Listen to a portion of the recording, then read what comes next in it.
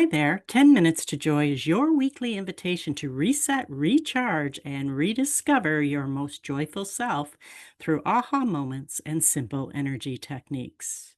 I'm Sylvia Plester-Silk, holistic psychotherapist.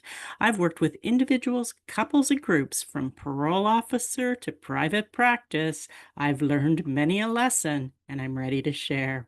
Today, we're talking about listening to signs. Signs, signs, everywhere a sign. I was talking with a client recently, and one of the things that she, after working with me and releasing some old patterns and working through some really difficult emotions, she is aware she's more open to seeing the signs in nature. So I had to come on and tell you a few stories about my own experiences. About a year ago, I was up at my cottage with my dog Josie, and everywhere I turned, I would see a snake. Over about a week period, I must have seen, I think, about 7 or 8 snakes. Some were small, some were big, some were coiled, some were Latin out. And each snake did something to get my attention.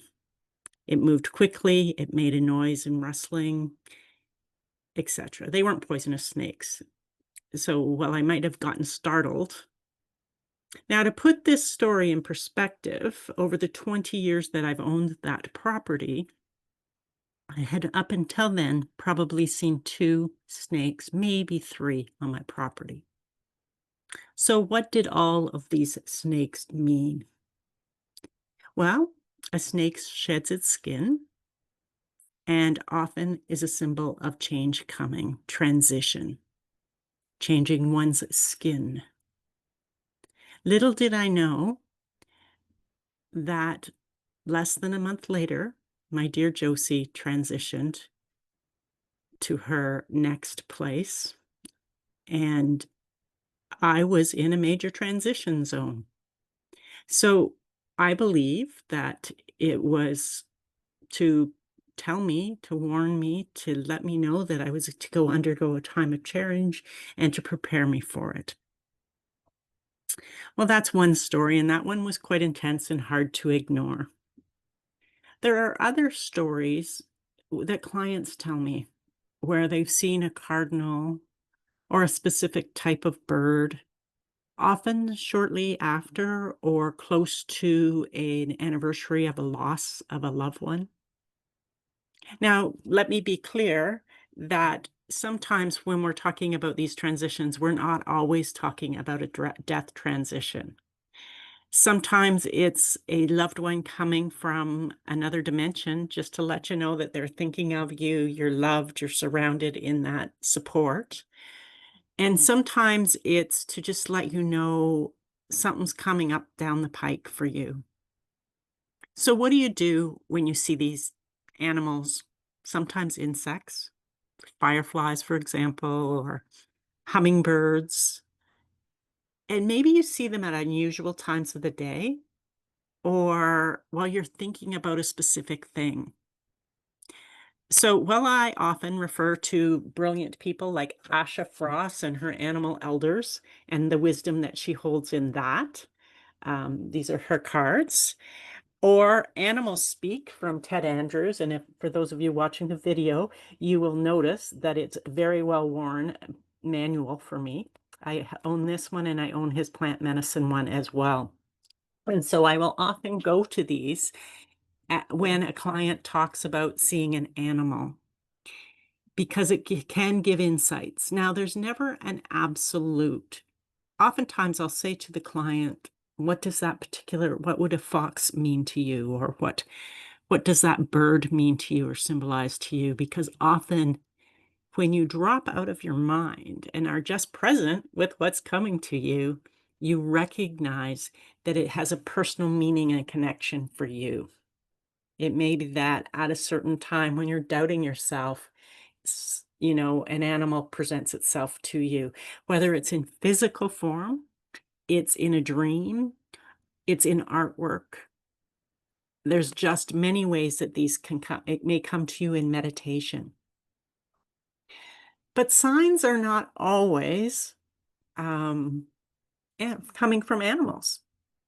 Sometimes we'll find an item like a dime, and that often means that spirit has been around us in some form. We might suddenly find something that we've been searching for months in our houses, and that might speak to my house cleaning abilities, or it might be a spiritual thing, and I'm going to choose to go with the spiritual thing. And what is the meaning that we find it all of a sudden?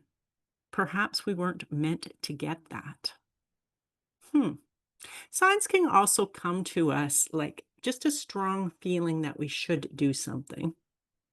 A couple of weeks ago, I had the sense that I needed to go to Home Sense. Now, I didn't need to purchase anything for my home. I wasn't looking or seeking for anything. But I had this strong feeling this one particular morning coming home from an appointment that I needed to go.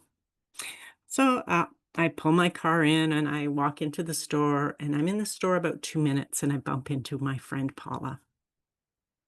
We're able to catch up. We hadn't seen each other in a few years. We had a wonderful conversation, and on I went with my day. What we need to do is we need to do our healing work so that we're not distracted from seeing the signs of support, of acknowledgement, of things that might be coming to us or experiences we may want to prepare for. Or it may be a message telling us you need to take a break. It may be a message that you need to work a little harder and be a little more industrious.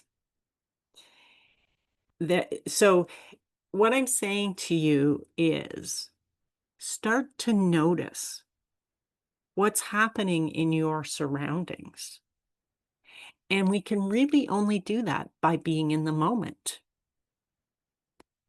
getting out of our heads, getting into our body, feeling grounded and connected with ourselves, with our higher selves, with the earth's energy, clearing our energy in ways that I've talked about in other episodes, dealing with, aka feeling your emotions,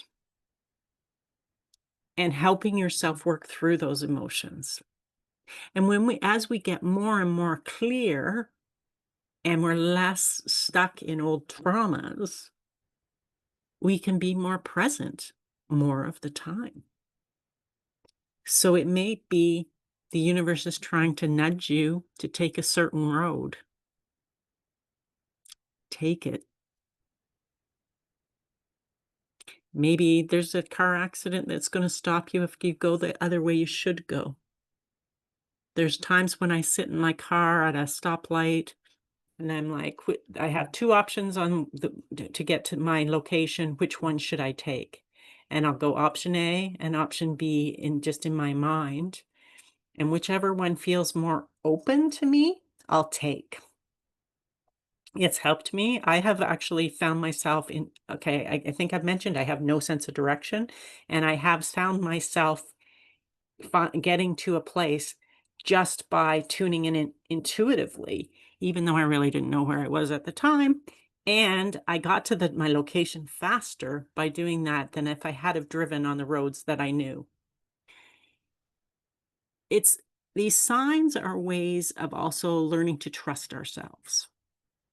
Sometimes the signs are, I remember a client coming to me and saying, when I heard your last name, I knew you were the right therapist for me. Okay, that sounds a little off, but for her, she had had Silk's donuts from Shelburne, and if you ever ate the real Silk's donuts, you'll know why there's such a good connection to that. And so that was one of, I believe, 3 signs that I was the person she needed to see. Unfortunately, I was able to help her work through some really challenging stuff. And to today, she's still sober. And I'm so proud of her for her work. So, even though it may sound frivolous to some, it may sound a little off-witted to others, learning to listen to the signs that we're given, that we're shown, and learning how to interpret them for us becomes a true gift. Because as we sense into our intuition, our knowingness, our inner knowingness, our inner wisdom, the world becomes our oyster. So I encourage you to do your emotional work. And again, my book, Healing is Possible: The 10 Things You Need to Know to Heal, is available in multiple places. Soul Intention in Guelph. It is available now in the beautiful store in Metamorphic Rock Shop in Bayfield, Ontario, and of course worldwide on Amazon. Get your copy today if you haven't, and make sure that you pick up a copy of the workbook as well, because the two together are going to really help you accelerate your path in a super affordable way. That's all for today, folks. So remember, tuning in and listening to the signs is the way that you can be more in touch with yourself, be more connected to yourself, to the universe, and have things work out better for you. Have a fabulous week, and I'll talk to you next week on 10 Minutes to Joy.